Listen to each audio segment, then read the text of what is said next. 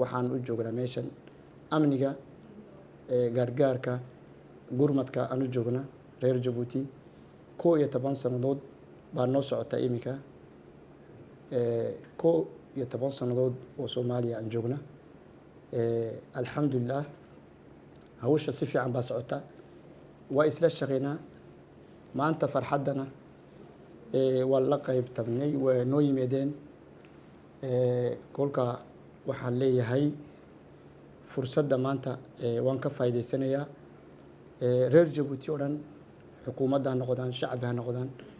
waan salaamayaa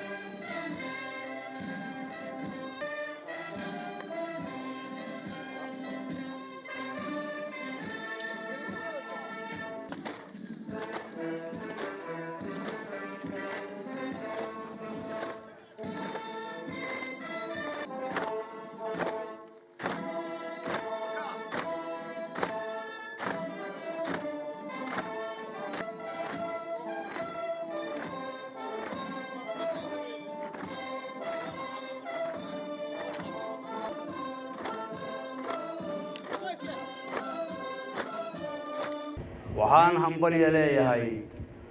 qaranka Jabuuti iyo ciidamada xoogga dalka ee Jabuuti intaba waxaan leenahay hambalyo hambalyo hambalyo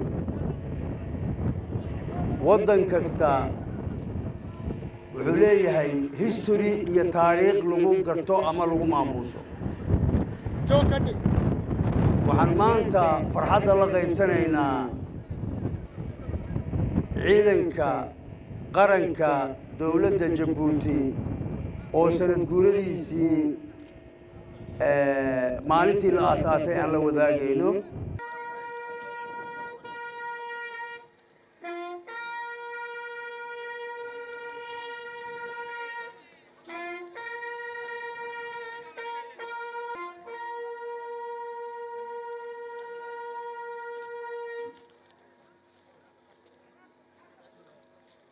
مشاهدينا وقائدنا